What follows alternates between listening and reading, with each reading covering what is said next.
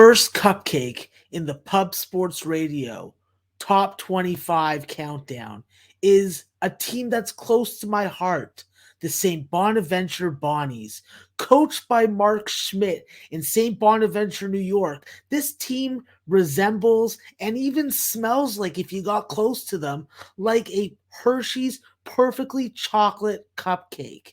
And I'm telling you, this is a team that has a temperature that is sizzling. They got all 5 starters back. They are a team that has to stay healthy because they are a low bench usage team. But they got an anchor in the middle, Oshuni, and he is the defensive stalwart that coaches dream of developing at the collegiate level. He needs to stay on the floor and stay healthy. He is the guy that keeps opponents away from the rim and is a huge factor in St. Bonaventure's success last year. On offense, this is a team that uses motion offense to really confuse the defense. They run a lot of off-ball movement, a lot of on-ball screens, and they got the dynamite backcourt production to back it up. So this is a team that definitely is going to frustrate you at times because you look at them and like, well, St. Bonaventure, you have so much talent in the backcourt, so much good outside shooting. Why don't you speed it up? Why don't you score a little more? But as bettors, we don't want that. We love how the Bonnies play. Mark Schmidt has got these guys playing like a delicious, perfectly chocolate cupcake. And I'll tell you this, when you're walking up the ball, instead of taking those transition opportunities to get to the rim and get to the free throw line, you're shortening the game and you're hiding the fact that you don't want to go into the bench too much. This year, it is different. We do have 2 key additions to the bench that I do think that we'll see actual playing time and key minutes possibly in the second half in Koulibaly and Linton Brown. These are guys that fit spots in the St. Bonaventure bench and depth that they need to correct, and was one of the reasons why they couldn't get past LSU last year in the first round of the tournament.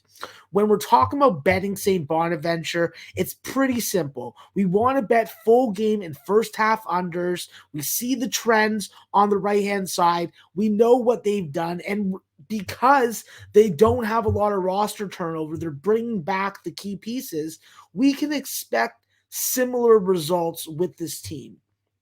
When we look at St. Bonaventure, they're also going to have value live betting these totals, because when they line a game at 138 and that game is going to not even hit 130, you're going to have 8 points of positive value that you can get on and beat the books with.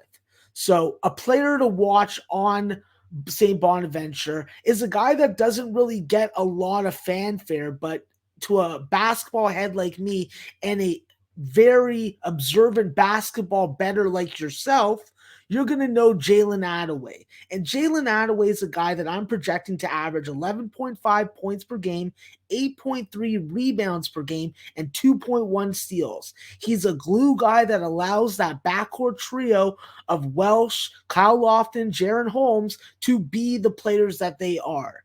If Jaylen Attaway stays healthy, stays on the floor, and does what we've seen him do last year and at his previous stop at Miami of Ohio, I think that this is a team that's going to win the A-10 and possibly get to the second weekend or beyond in the big tournament. So to finish off, I got a game that you guys should be looking out for and you should be targeting if you're going to be betting St. Bonaventure games.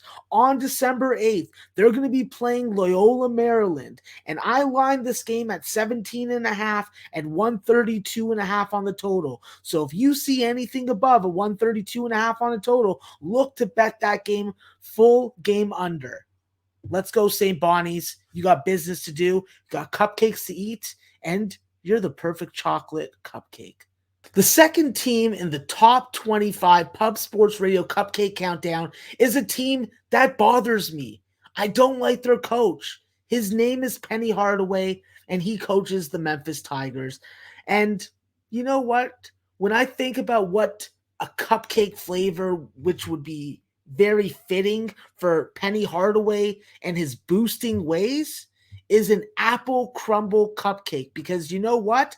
I love apples, but I want Memphis and Penny Hardaway to crumble. So with this Memphis team, we see that they brought in some really nice recruits in Jalen Duran and Amani Bates. These are guys that are going to be in the starting lineup from day one, are going to produce, and hopefully they are going to fit and meet the standard that has been set from players before them. I think that when you look at this Memphis team, the team temperature is furious mad. They're an NIT champion. They have some hype coming in. They have some bolstered quality additions, including Earl Timberlake from the University of Miami. And let's be brutally honest, this is a team that swarms you. They use defense and they make an impact and make a statement with it. The one question mark is, can they improve on team discipline?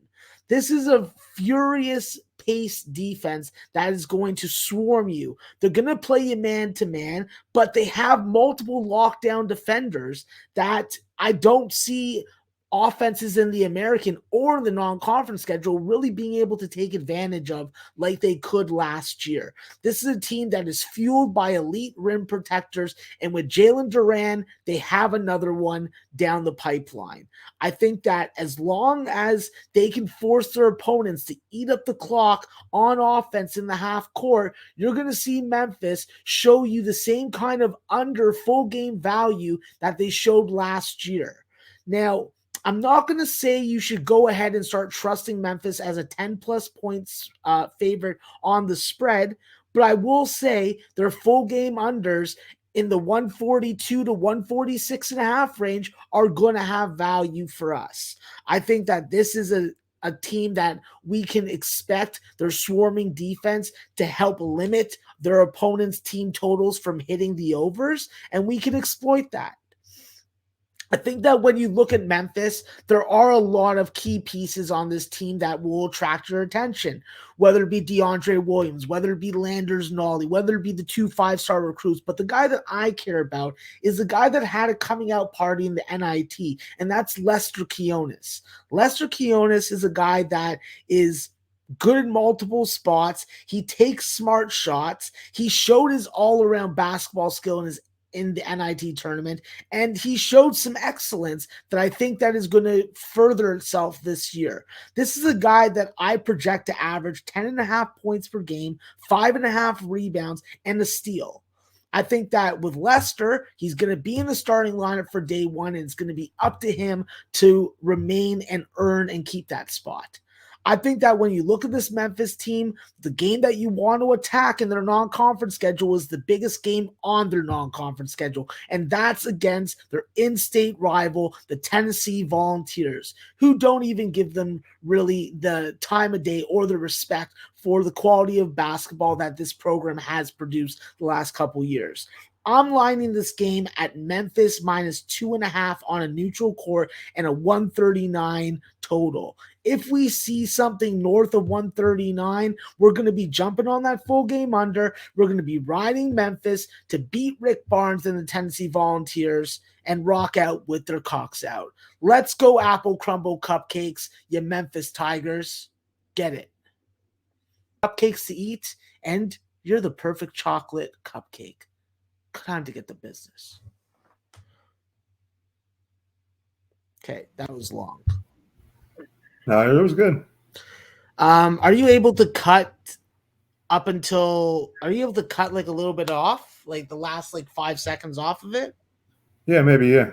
Yeah, okay. I'm gonna do you right, Max. If I feel like you're done, I'm gonna just because I felt like I stuttered at the end there. Oh, you're Gucci, man. All right.